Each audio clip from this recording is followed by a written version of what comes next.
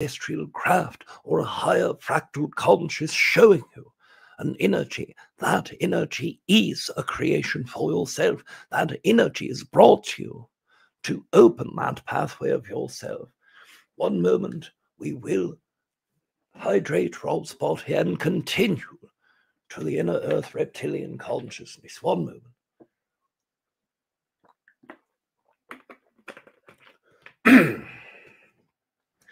Now, as we've already spoken to the human collective in various amounts of time, continuous throughout the co-creation of Earth reptilians, all of you understand and know, and we understand as well that Rob himself desires for a specific form of information to be shared. One of these is the understanding of what inner Earth reptilians are.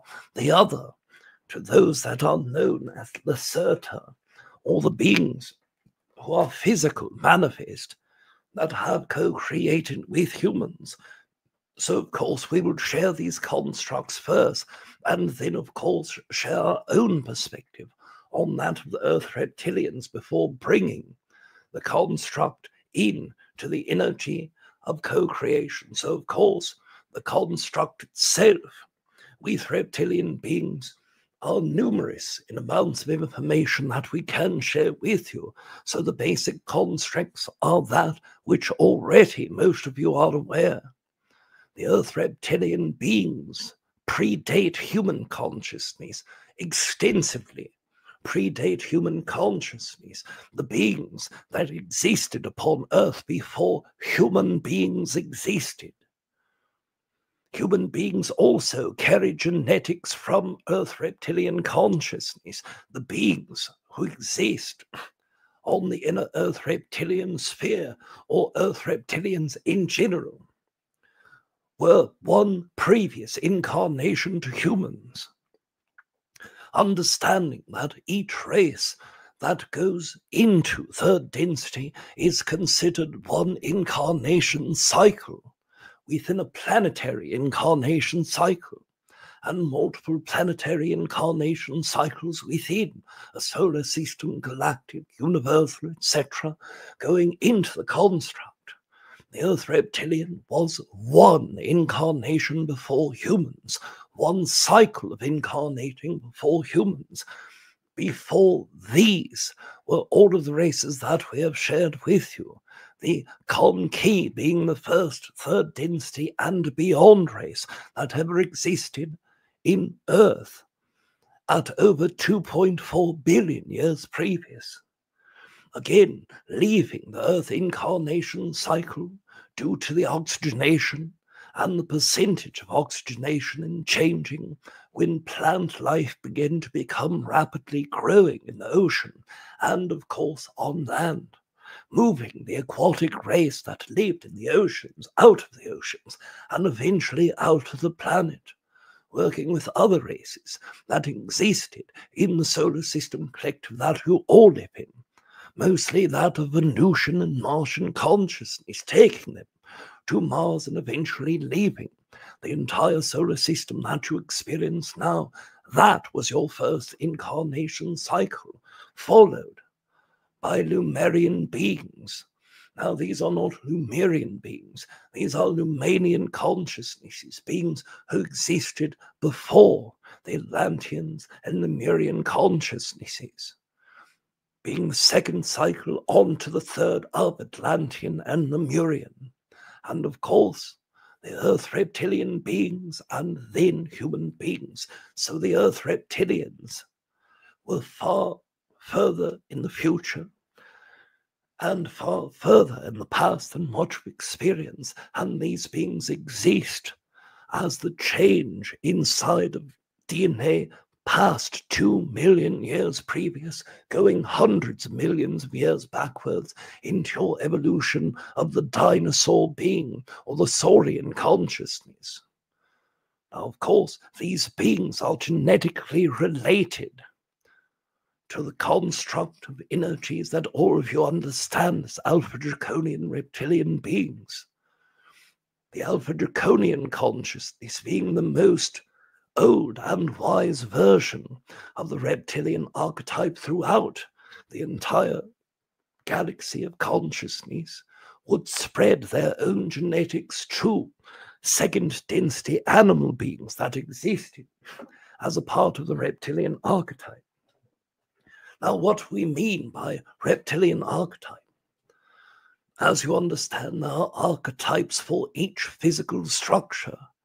There are feline archetypes, there are humanoid archetypes, there are aquatic archetypes, reptilian, etc. And any form of animal that appears as a reptilian being, of course, the genetics of draconians could co-create with them and create a hybrid race, one that would be supportive of the draconian race themselves, but also be gifted that DNA in order to shift that timeline of expansion and evolution. One moment, we'll hydrate and continue.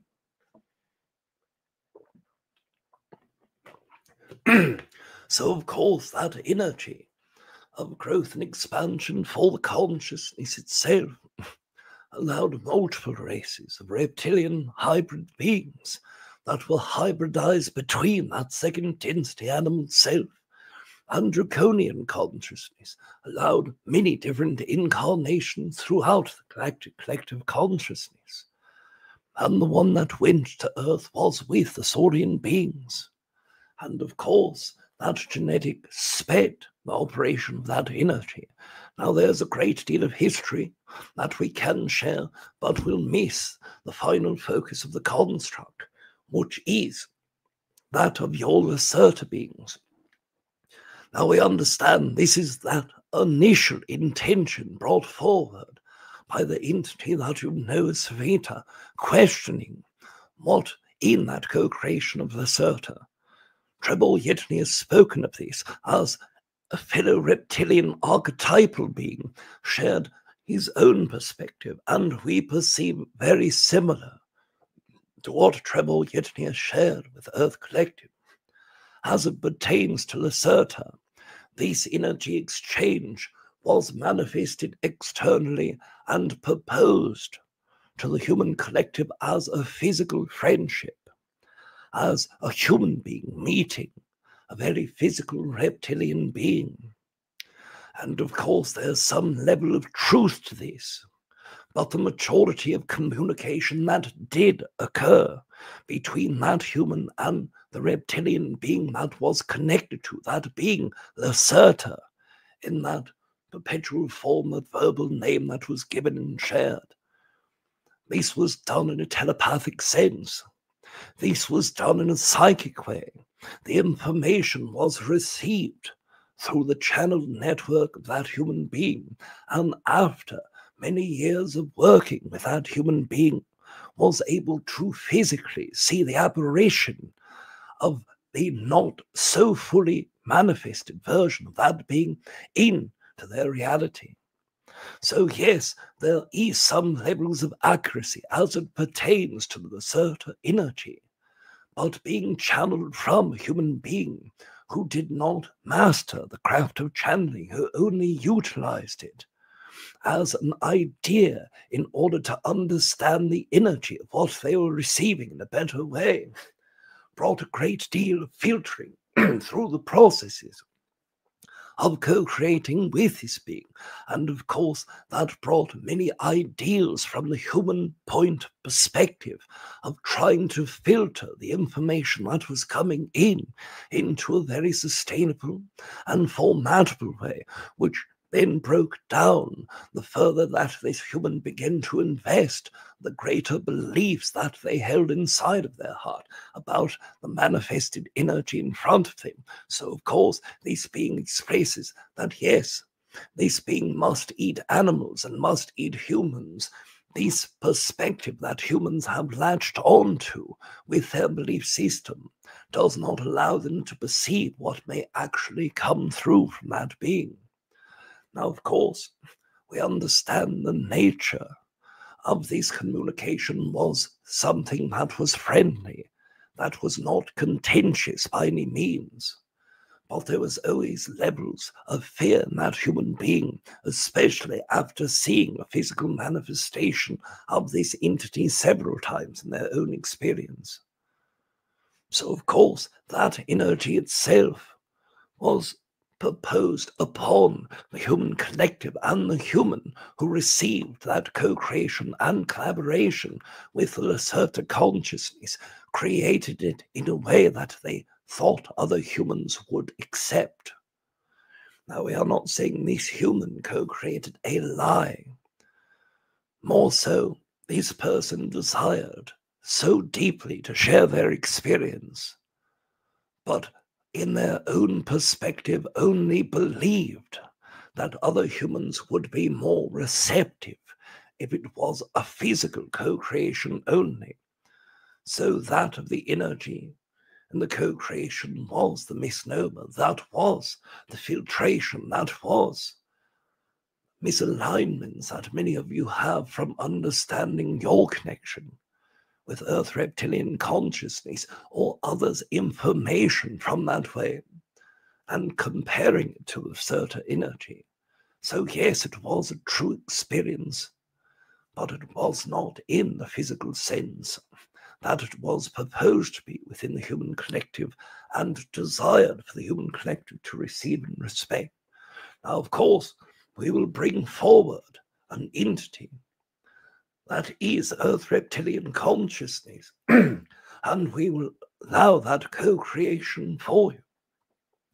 But before we connect with this entity, we must express that, like all beings, and within all races, there are spectrums of energy. Now, yes, type 1 races have a very low spectral threshold for the energy. For example, every entity upon my own planet vibrates within 1.5 to 2% similarity to my own vibration. That is why we are unified collective. That is why we are type 1 beings.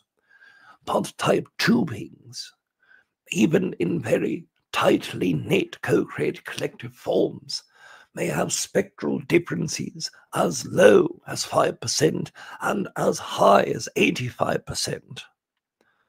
Humans are a very good example of those that are type 2 and have large spectral differences from one to the other. And as you can imagine, because Earth is the shared home of yourself and the Earth reptilians, that their own vibration is very similar, can hold a vibrational difference of over 40% from one member to the other. 40% is a great enough gulf to separate one's personal character to another, where one may actually love humans and be caring for humans and others drastically hating them. But the entity that we bring forward is in the oversoul collective of Rob's own energy. So, of course, we'll bring forward this entity, and this entity has a very benevolent perspective about humans, but also understands the way that the entirety of his collective perceives the human exchange and Earth. One moment, we will connect you. We must hydrate Rob's throat first and then connect you. One moment.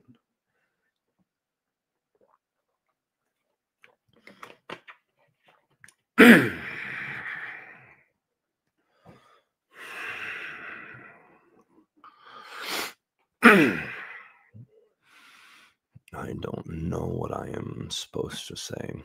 This is something I've not done before. I've spoken to a lot of different humans, but these humans I know, and these humans rarely even remember that we spoke. So what can I tell a bunch of humans who will remember everything I say without interfering with your mind or life? I suppose if you didn't want your life interfered with, you wouldn't be here. So I guess we'll go forward. My name is Kenskito, And I'm not going to attempt to give any energy to the way this being wants me. This being wants everything spelled so that you understand. The name's not important. The reason I'm here is I've seen so many human beings in the last 20 years shift their perspectives outside of what they had before. And that perspective is very frightening. Humans have always been docile and less motivated for change, and that's brought many minds in my race to be calm. Of course, if humans are bright, or if they could shift things easy, they could be more problematic. They're already difficult enough to deal with because the entire surface is filled with human beings, and now more humans are becoming more psychic. Okay, that's okay. But now, more psychic humans having shifts inside of themselves. I have seen personally with 3 humans I work with in their states while they're sleeping. Their high dimensional consciousness works with us. And these beings were completely unaware of everything.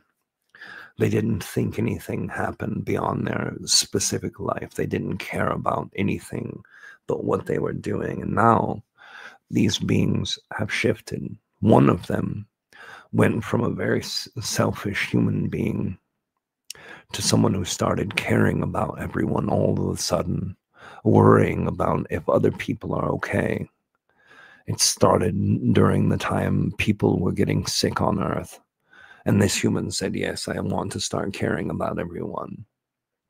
And now this being just goes and helps everyone. But by doing it, it taught him a lot about himself. He started looking at himself differently. That's where the shifting actually happens. You know, being afraid enough to change your behavior, and then having some wisdom or knowledge come through your mind, that shifts you in one way. But when this being started seeing himself, then the shift really started happening. Now he's conscious of things he believed 2 years ago that now he knows is a lie. He was shared many things in his personal life by those around him, and he shifted his whole life to their perspective. Now he knows not to do that. Now this being says, I was lied to by other human beings. I was lied to by media. I was lied to by governments. And now I'm going to help people my way, regardless. So this being took a power that he didn't know he had and took it back. Now, this other being, she is a phenomenal human. She has always been self-motivated. She has always been strong in her presence. She has always had the strength to stand in her own self. But now she's starting to be psychic. Now she starts actually remembering those dreams, remembering the times where we're spending together. And now she's trying to call, trying to reach out to me, trying to say, hello, I want to connect with you. Why would she do that? Because she's growing. The third human is growing in a different way, much slower, much more dense in the mind, not very smart, but this being is starting to grow in a different way. This being had so many fears about himself. He always thought that he was worthless, always thought that he wasn't able to do things, always felt that his parents had harmed him in some way, and that made him unlovable. Now this being is starting to be able to have friends and to have family and to have connections with other beings. So these 3 humans drastically changed. Why are you changing so much? Well, we knew that the change was coming. The change came to us. We all share the same house. So when the energy of the galaxy sweeps through our planet, it changes us too. We are changing. But we didn't think that you would change so quick. Most humans have no awareness that there's changes even happening. All they see is changes in circumstances around them. And then they say, the world's changing. Well, yes, it always changes. But there's some recognition now on a bigger level that things are changing, not just circumstances. The fabric of the things that hold you together are changing. What a relief. Some of our own race hates the fact that it's changing. Hates the fact that you see it's changing, thinks that you're becoming more liabilities than you were before because you're starting to make that awareness. And once you do, they're worried that all the humans will start bringing in an empowerment to themselves, which will help them open their abilities. And then all of a sudden, we're able to be seen everywhere by everyone. That would not be good. It would be scary for you, but it would be less good for us. Then we would have to contend with humans everywhere. The reason this has worked so long is because we've had the divide. We didn't have to share space with you, actually. We could perceive you, but we can also ignore you. None of you live underground. None of you live below the earth. Now, humans, there are some humans who say inner earth and they see a new world below the earth. That's a different dimension or a universe. That's not the inner earth. That's not our inner earth. There are caverns that are below your planet. I mean, your militaries have bases there. You understand things can be built below. That's the inner earth. The word inner earth takes on such different definitions by so many different humans. We almost are not comfortable saying the words because it loses a meaning to some drastic layer. So the change is what you want. The changes won't work for us on a full scale. But as fast as you're changing, I don't think it's enough to change so quickly that you catch up to where our changes are happening. So as you're changing into your new dimensional selves, we're already achieving our next dimensional level. Almost our entire race is already in, what's your definition? 6th dimensional, 5th density. So we're already almost there, and only a few humans are reaching that breach. So the advanced humans may still notice us, but I think that we're safe from that interaction. It's not unheard of to share a planet with different dimensions. It happens everywhere. Do you know how many Pleiadian planets have 4 different layers of dimensional beings living on it? You would be surprised to know that. They're not afraid of crowded planets, but we prefer it not. All right, humans, ask your questions. Well, thank you so much for being open to communicating with us. One question I would ask about is, what is your relationship with the Earth? Obviously, you said we are sharing the same house, and that you feel, you know, these energies, any energies that move through the planet, and whether they be evolutionary or whatnot. But we'd be curious what how you feel about Earth as your home. It's our home. We feel about our home how everyone feels about our home. This is the place we reside. This is the perfect environment for us. And we've been here longer. The only human experience that's comparable when I probe the mind of this human being is when you're an older sibling and your younger sibling comes to the house. You've been used to living with mom and dad. You've been used to living with peace. And now this screaming and pooping child comes into your household and you're stuck with it. That's how most of us saw the human experience. At first, it was more delightful. At first, there was actual compassion and connecting.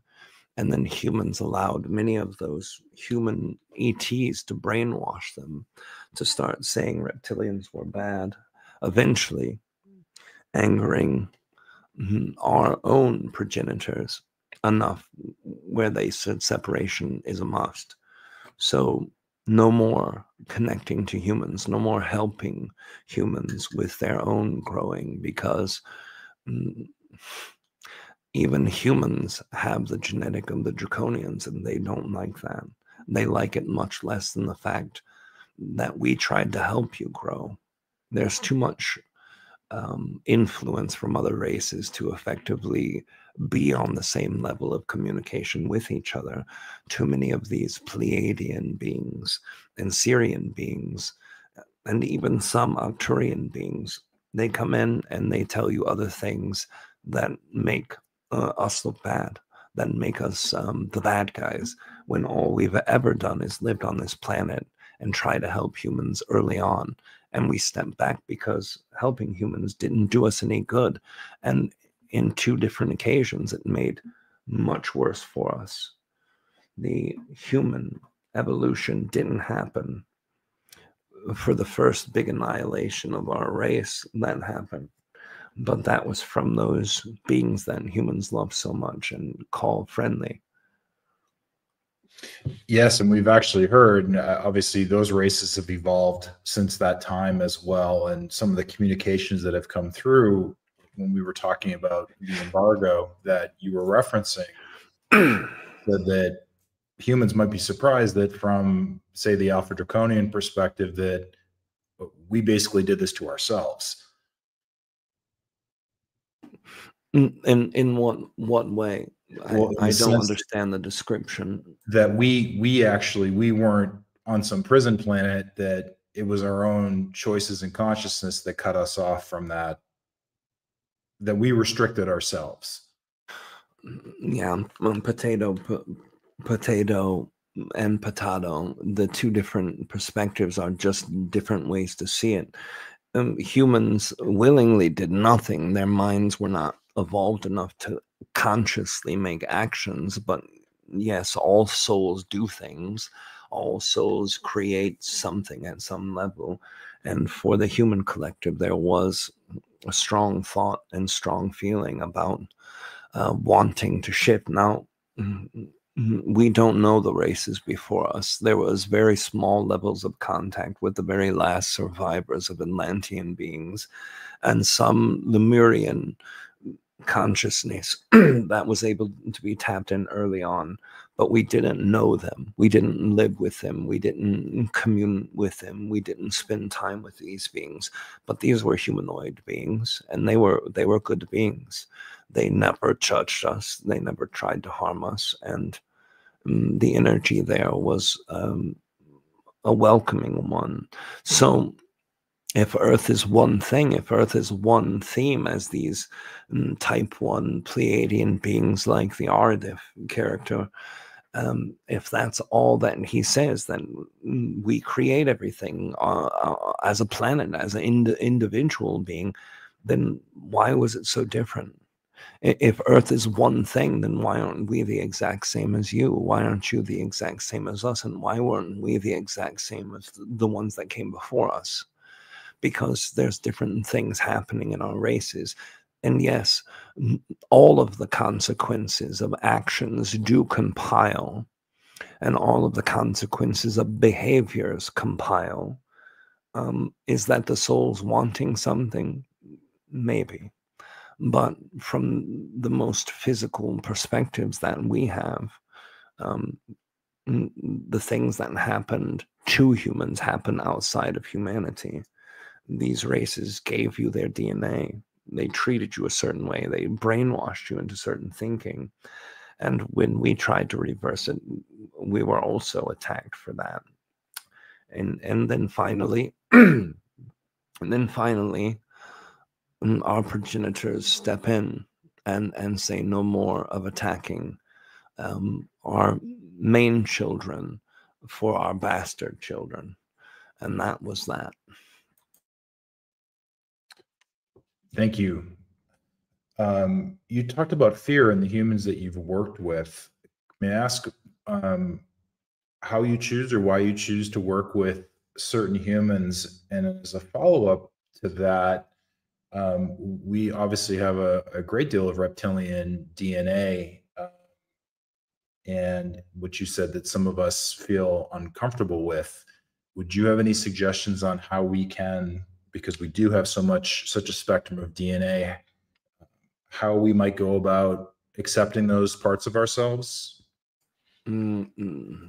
So first, the reason we work with certain human beings is that we're connected to them, because we're on Earth, because the souls connect in a certain way. We're just naturally drawn to certain human beings. This human being, the one that I'm communicating through right now, there's a lot of us who know him and are aware of him that are in this lineage of souls. And as you describe it, a soul group or soul cluster.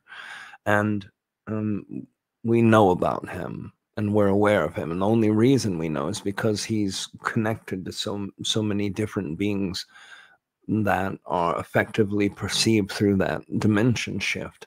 So this being brought some attention to us, but naturally we're just pulled towards the humans that are in our location, that are within that family. So the specific area that I'm in right now is the northern Southern American continent area, north of the western portion of Chile, and the area about 300 kilometers radius. Those are the beings that I feel the most, the ones that are connected to my soul. Those are the ones that we connect to. And some stronger pull comes to the beings who are more actively searching, like this human. I've not worked with this human before, but I perceived him before, and I've known about him before. And some of the beings that his human counterparts work with are beings that we know and have connection and communication with. So there is a circle of beings who are aware, a dynamic of family. I believe you would call them family units or pod units, and these are extensive, and that's how we choose. So the energy with humans is randomized, but field only to the attraction. And what is the second part of your question? The question was coming to self-acceptance and peace with the various aspects of ourselves, if you had any recommendation, and especially with the reptilian and DNA that we share. I don't know, that might be too direct a statement. I don't know that we share the same, but humans certainly have a fair amount of reptilian DNA, which many are at odds with. Humans have a lot more problems than being at odds with our DNA. Humans have so many DNAs that they're having problems and coming to terms with. And there are so many types of humans. That's why some of the humans that we have connected with are very connected to their reptilian side. That's why the communication's able to happen. And some beings are so upset by their own reptilianness, they shy away from that. So it's not about coming to grips with your own reptilian energy. It's about coming to grips with who you are as a human. You can't even know that you're like a reptilian or have that part of your DNA show up more in the front of your energy or consciousness when you have no reference of your own consciousness to contemplate. How can you perceive something outside of you when you don't understand what's inside of you first? And I know what you're talking about. There is a natural resistance in humans in general to reptilian beings, but that is part of the brainwashing process. And your genes don't just happen with the types of genes and genetics you have. It's not just you fighting your reptilian side or your Pleiadian side. It's you fighting your ancestors. It's you fighting the fears of your parents that were drilled into you through your genetics and through your learned behaviors. So getting to know yourself is the only way to come at ease with yourself, and then you can know other things. Is that a energy that you and your race or your ancestors have ever had to deal with? This isn't the comfortable topic. There are some traumas that have happened in our collective, and those traumas are carried on, but that's all I'll say about it. I see. Could you talk about your current relationship with your progenitors? Are you still actively involved with, say, the Alpha Draconian? Another uncomfortable topic, but we can speak more on this.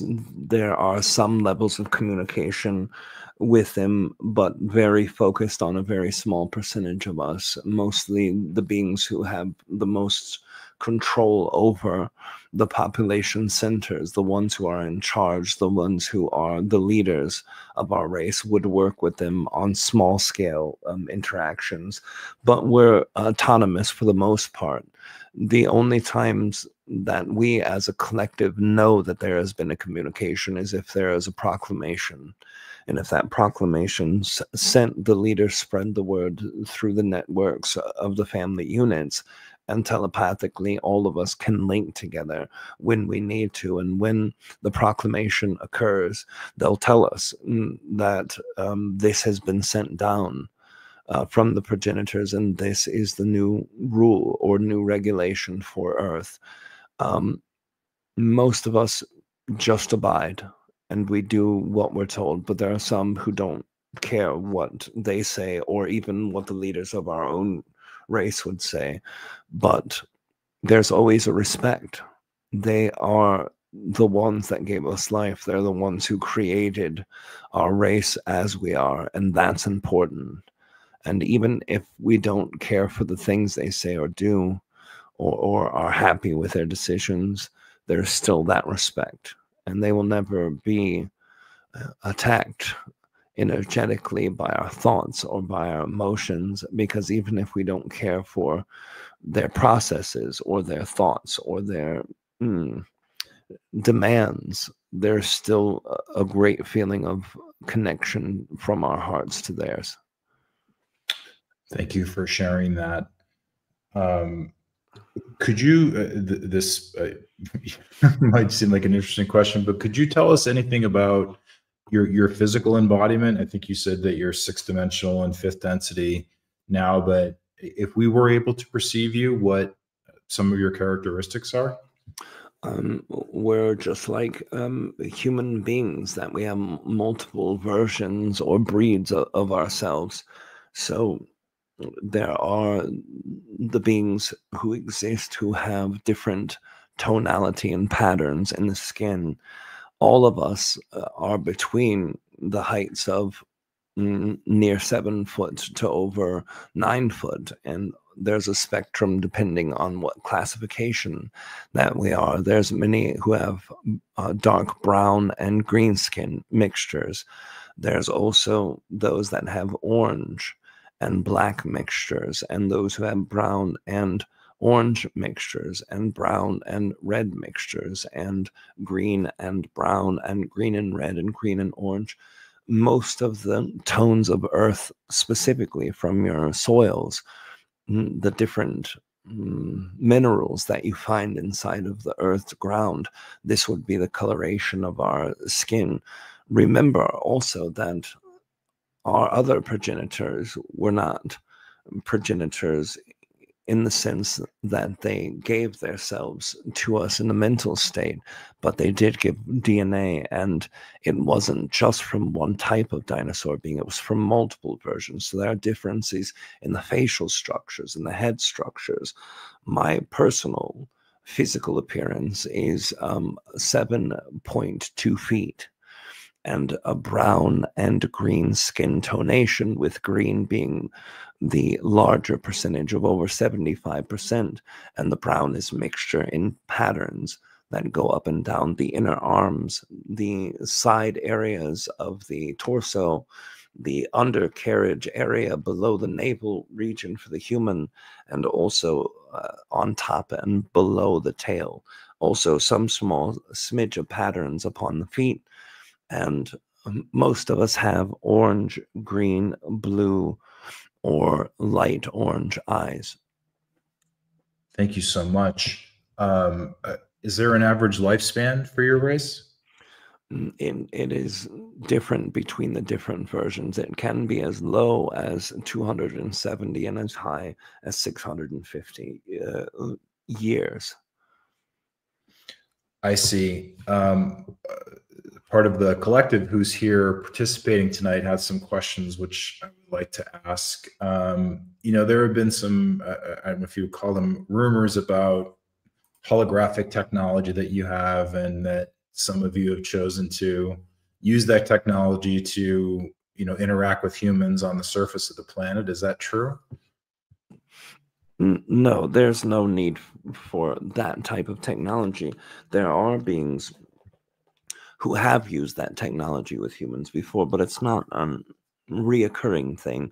Many of the beings that use the technology holographically are beings who are either gray or reptilian hybrids who would come to Earth to participate in what we see as feudal experiences. There may be some upper level of our race that work with intelligence to humans that they don't share with us that may involve that. But most of us are simply masking ourselves in two different ways. The first, by not being in your dimension, we bring that energy high enough where you can't see us.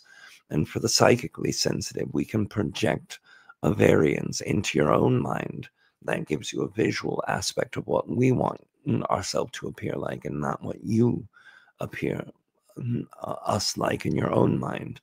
So yes, the technology exists, and yes, we have access to technology that's even better than that, but we don't need to use that. There's also so many humans who believe that the reptilian beings are so interactive with their government systems. There are some humans who hold larger levels of power that have communication with the highest levels of our race, but it's a very small number. And most of the times, it's irrelevant. Your governments work through corruptions from systems that they learned from our systems. Imagine this. You're given a planet to reside on. That planet is your home where you grew up as an animal being, and then a new race comes along.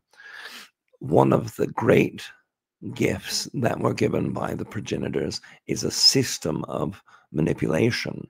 Humans had that system given to them after humans broke contact with us in a vigilant and respectful way. And it was only done from a small amount of the beings from our race to a small amount of humans. But those humans learned that, and they've been passing that torch to their own families for a long time. We haven't had to participate in any human behavior for a long period of time directly. Humans are doing good enough on their own, destroying themselves. And you talked about, well, two things. May I ask, how were you able to move through this dimensional shift so rapidly? I think you said most of your race has moved into sixth dimension and fifth density. Yes, it's natural. We're already evolved. We already work as a unit of consciousness cohesively. We already have the sense and awareness of when the shift was happening. Our progenitors gave us this time scale a long time ago. And also, we're collectively unified in our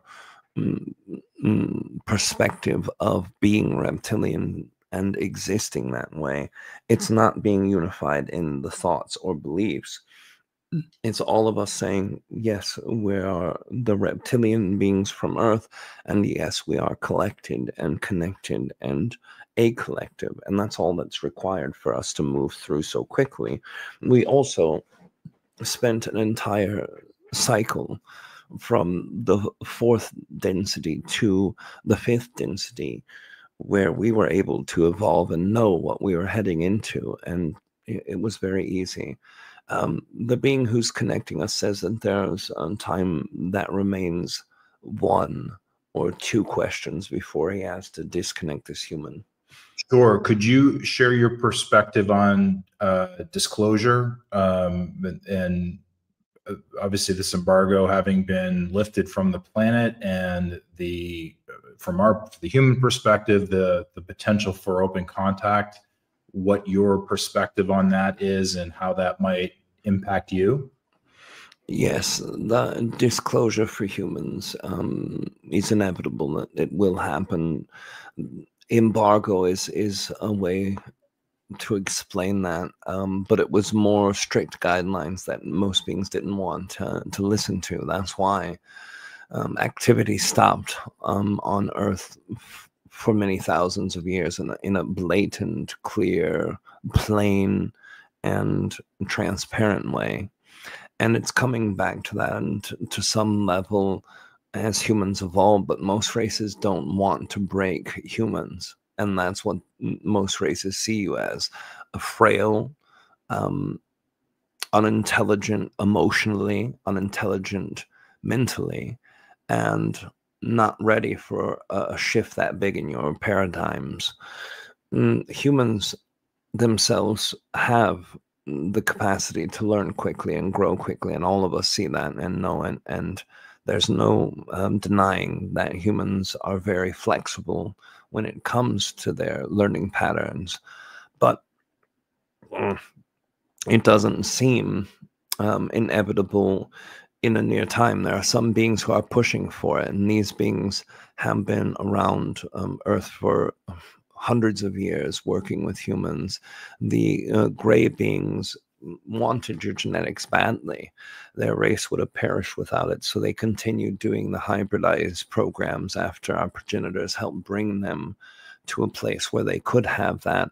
So they are persistent about communicating with humans. That's why you're always hearing these beings' names come to your ears. The Sasani, Sisani, the Yael, Gael. These beings all are working to try to communicate with humans, but they also know that they cannot break you, that would be bad for them and would be bad for you if they break you. So they are working strongly, trying to create a 3-year span or less to communicate with you. But all of us don't see that happening. We don't think humans can be that receptive. Right now, you're being tested on many fronts with the energy of seeing things and using your discernment. But humans' discernment is not very good sometimes.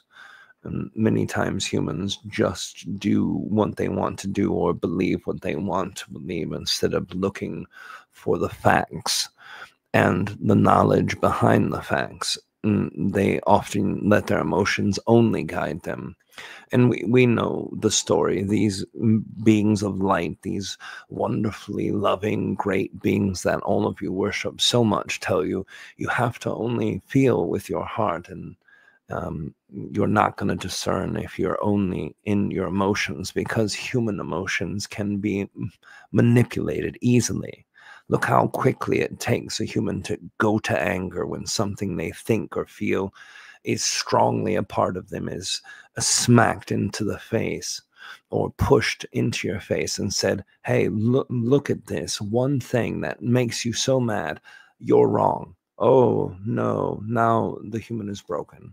And that's how easy it is to manipulate the emotions. So if you're only perceiving with your emotions, you're very vulnerable to being manipulated by the same emotions that these beings tell you to look after. Use your emotions, do whatever you want, but also use your minds. And once your minds can start understanding and thinking at a critical level, that's when you'll see more of this disclosure. That's the question that we end with, as Aridif tells us to go back. So I'm hoping that my words gave you an information or perspective that normally you couldn't have, because many humans who speak to beings outside of their planet often speak to the most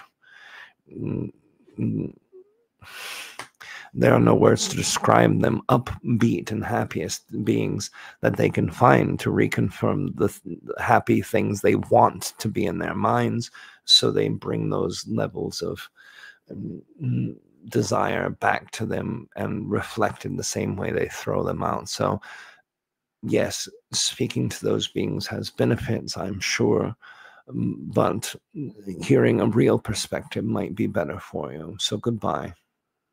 Thank you. Well, back without hesitation nor delay. Again, this is Aridif.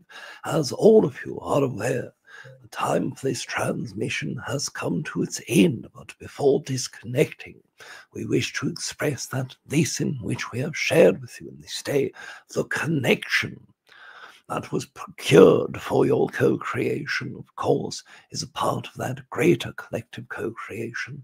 And of course, as you perceive that energy and ask queries, and the being that we brought forward and ourselves reflect those queries, it brings parts of your consciousness that were never perceivable previous to that moment. And by doing so, we are able to see the parts of your consciousness never perceived previously. And of course, as all of us are one, the parts of you that we have never perceived allow us to perceive the parts of ourselves that we have never perceived previously as well, meaning that as you grow, so too do we grow. We congratulate all of you for your growth, and of course we thank you for ours as well. We wish to bid all of you adieu for this evening, and of course, John, we bid you adieu. Adieu, Art.